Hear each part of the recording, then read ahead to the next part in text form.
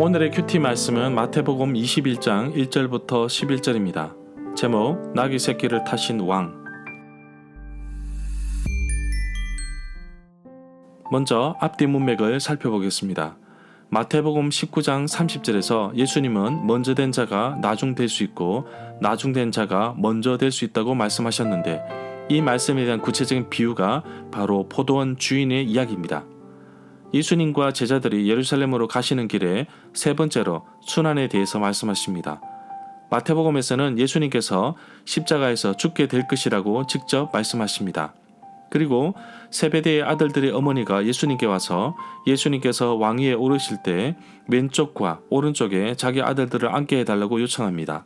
제자들을 비롯하여 세베대의 아내 역시 예수님께서 예루살렘으로 가시는 이유를 십자가가 아닌 왕의 등극으로 보았습니다. 예수님은 이 땅에 섬김을 받으려 보다 섬기려 오셨다고 말씀하십니다. 낮은 자리로 오신 예수님께서 제자들과 함께 예루살렘으로 입성하시는데 그 모습이 너무나도 초라해 보였습니다. 멋진 백마를 타기보다는 나귀 새끼를 타십니다. 그러나 이 모든 것도 구약 성경에 예언된 것입니다. 문단을 나눠보겠습니다. 1절부터 7절은 나귀 새끼를 준비하시다. 8절부터 11절은 나귀 새끼를 타시다.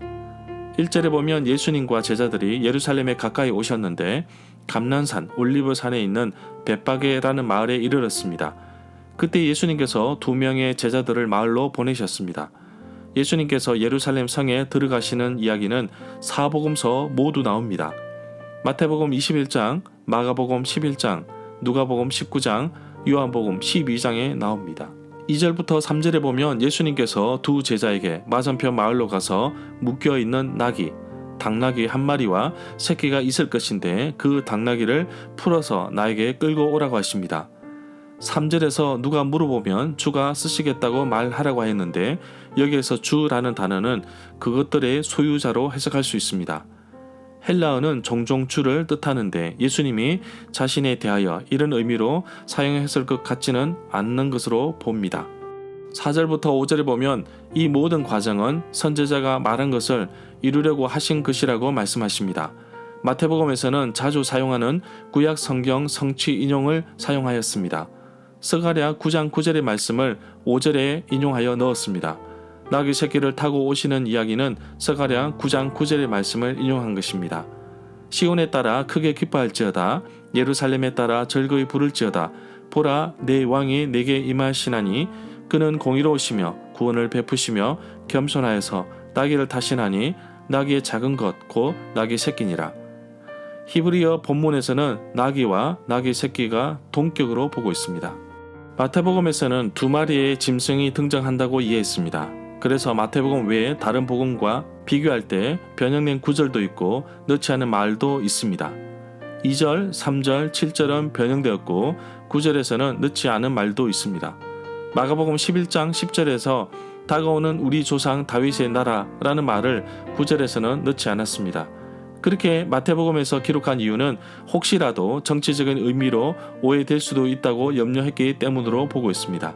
그러나 마태복음에서는 다윗의 자손이라는 단어를 사용하였습니다. 8절부터 9절에 보면 수많은 무리들은 유월절을 지키기 위해 예루살렘에 온 순례객으로 볼 수 있습니다. 겉옷이나 나뭇가지를 바닥에 펴거나 깔아놓은 것은 왕이나 귀한 사람을 환영할 때 행하는 모습입니다. 열왕기하 9장 13절에 보면 예후가 왕이 될 때 사람들이 이러한 모습을 하고 있었습니다. 앞 뒤에서 따라가는 사람들이 소리를 쳤습니다.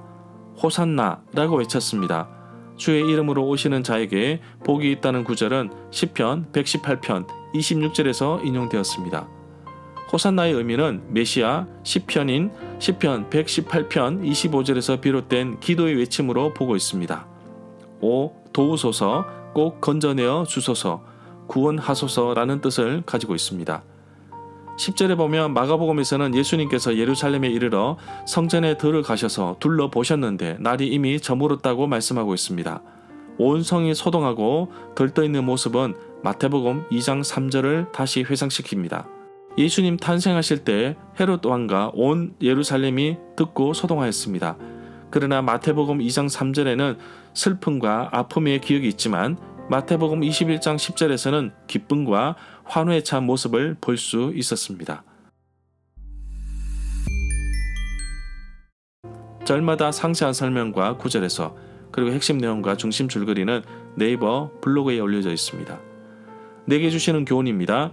예수님께서 나귀 새끼를 구해오라고 할 때 나귀 주인은 순순히 내어줍니다.